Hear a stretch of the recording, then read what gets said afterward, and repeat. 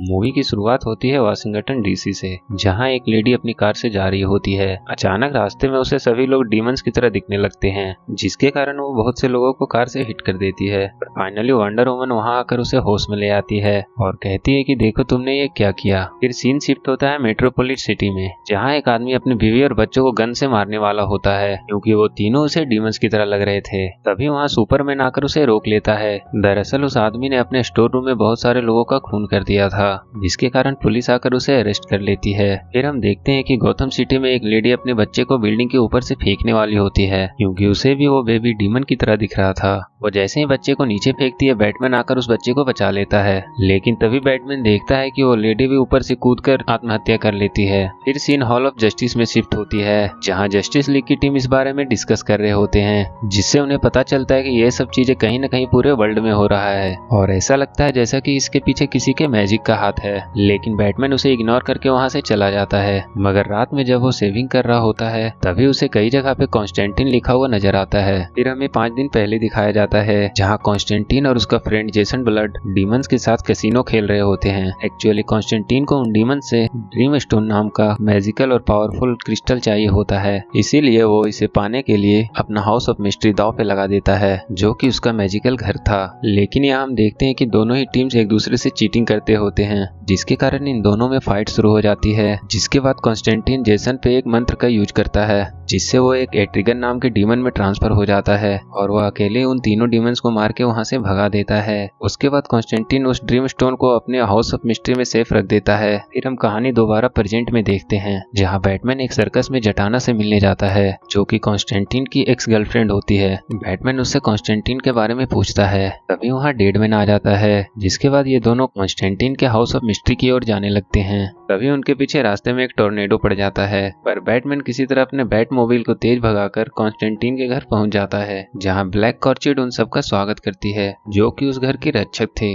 फिर Batman Constantine को सारी बातें बताता है। उसके बाद कॉन्स्टेंटिन अपने मैजिक से उन सब चीजों को देखने के बाद कहता है कि इसके लिए एक रिची नाम का बंदा है जो हमारी हेल्प कर सकता है। जिसके बाद ये सब रिची के घर पहुंच जाते हैं, जहाँ उसके घर के सामने कुछ सोल्स खड़े होते हैं। दरअसल रिची को कैंसर था और वो बहुत जल्द ही मरने वाला था, इसीलिए वो सोल्स उसके घर के बाहर उसकी आत्मा लेने के लिए खड़े होते हैं। फिर ये सब अंदर जाकर रिची से मिलते हैं और उससे एक मैजिकल की लेकर सीधा हॉस्पिटल में चले जाते हैं, जहां वो उसी आदमी के रूम में जाते हैं जिसे हमने स्टार्टिंग में देखा था, जो अपने वाइफ और बच्चों को मारने पे तुला हुआ था। उसके बाद कॉन्स्टेंटिन उसकी फोरहेड पे वही मैजिकल की रख देता है। उसके बाद वो जटाना के साथ मिलकर उसके माइंड में घुसकर यह पता लगाना चाहते थे कि उसके साथ हुआ क्या था। काफी देर ढूंढने के बाद उन्हें पता चलता है कि कोई येलो रिंग पहनने वाला आदमी है जो ये सब कर रहा है। इसी बीच एक मैजिकल क्रिएचर आकर उस हॉस्पिटल में सभी को मारने लगता है। डेडमैन और बैटमैन उसे रोकने की काफी हद तक कोशिश करते हैं, लेकिन वो क्रिएचर सीधा उस आदमी के पास जाकर उसकी बॉडी को अपने कब्जे में लेने की कोशिश करने लगता है। लेकिन उससे पहले जटाना और कॉन्स्टेंटिन उस आदमी के दिमाग से बाहर आ जाते हैं और जटाना अपने मैजिक से उस क्रिएचर को खत्म कर देती है।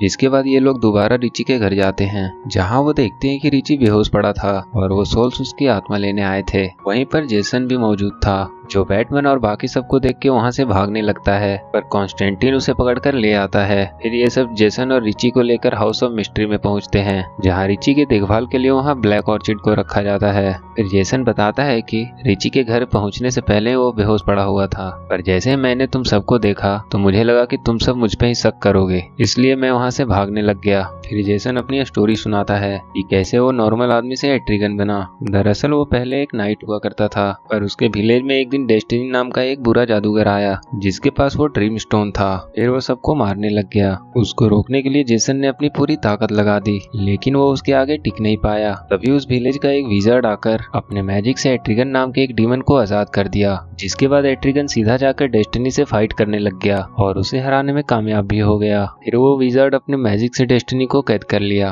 पर वहीं जेसन भी मरने की हालत में आ गया था। इसलिए उसे बचाने के लिए विजार्ड ने उसकी बॉडी को एट्रिगन की बॉडी से मर्ज कर दिया और तब से जेसन और एट्रिगन एक ही बॉडी में मौजूद हैं। वहीं जब रिची को होश आता है तो कॉन्स्टेंटिन उससे उस येलो वाली रिंग के बारे में पूछता है, जिस पर रिची कहता है कि ये फेलिक्स नाम के एक जादूगर का है और वही ये सब कर रहा है। फिर ये सब फेलिक्स का पता लगाने के लिए स्वान-थिंग के पास जाते हैं। फिर स्वान-थिंग उन लोगों को फेलिक्स के कैसल तक छोड़ आता है, जिसके बाद वे लोग कैसल के अंदर जाके फेलिक्स पर हमला करने लग जाते हैं। हैं। लेकिन फेलिक्स काफी पावरफुल था, वो अकेले ही सब पर भारी पड़ रहा था, इसलिए जटाना मजबूर होकर अपना पूरा मैजिक इस्तेमाल कर बहुत ही ज्यादा पावरफुल हो जाती है और फाइनली फेलिक्स को हरा देती है। इसके बाद कॉन्स्टेंटिन फेलिक्स से पूछता है कि क्या ये येलो रिंग तुम्हारा है, जिसके बाद वो कहता है कि मुझे नहीं पता, मेरे पास तो इसके जैसे कई सारे रिंग हैं, तुम जिसे ढूंढ रहे हो मैं वो नहीं हूँ। तभी बैटमैन को रिची के ऊपर शक होता है। तभी हम देखते हैं कि रिची अपने बेड से उठकर ब्लैक ऑर्चिड को अपने काबू में करके उसे जिंदा जला देता है और वो ड्रीम स्टोन को वहां से हासिल कर लेता है। दरअसल शुरू से लेकर अब तक जो कुछ भी हो रहा था वो सब रिची ही कर रहा था।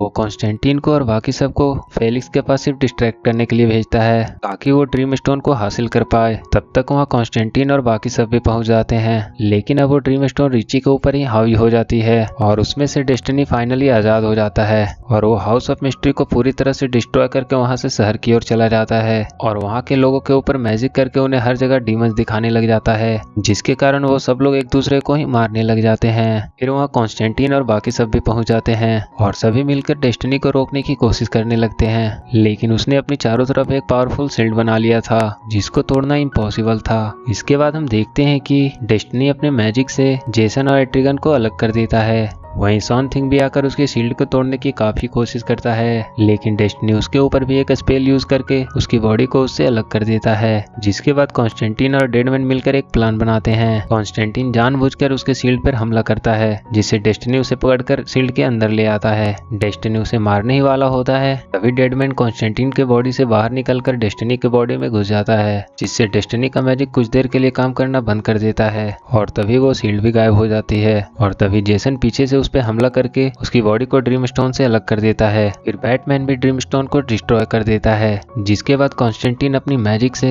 डेस्टिनी को वापस कैद करके रिची को भी उसकी बॉडी से अलग कर देता है। लेकिन तभी वहाँ वो सोल्स आकर रिची की आत्मा को जबरदस्ती वहाँ से ले जाते हैं। पर अब जेसन की भी मौत हो जाती है। वो इतने दिनों से इसलिए जिंदा था क्योंकि उसकी बॉडी में एट्रिगन मौजूद था और जैसा कि ये दोनों अलग हो चुके हैं इसलिए उसकी मौत हो जाती है। और अंत में हम देखते हैं कि जटाना और कॉन्स्टेंटिन जेसन की बॉडी को ले जाकर उसके विलेज में ही दफन कर देते हैं। फिर एट्रिगन उसे अलविदा कहकर वहां से चला जाता है और इधर जटाना और कॉन्स्टेंटिन भी अपने हाउस ऑफ मिस्ट्री को वापस बिल्ड कर लेते हैं, जहां ब्लैक ऑर्चिड भी दोबारा से क्रिएट हो जाती है। फिर कुछ टाइम के बाद वहां डेडमैन भी आ जाता है और वो भी उनके साथ रहने लग जाता है और इसी के साथ ये मूवी यहीं खत्म हो जाती है। अगर आपको ये वीडियो अच्छी लगी तो do like and share the video and subscribe my channel and press that bell icon.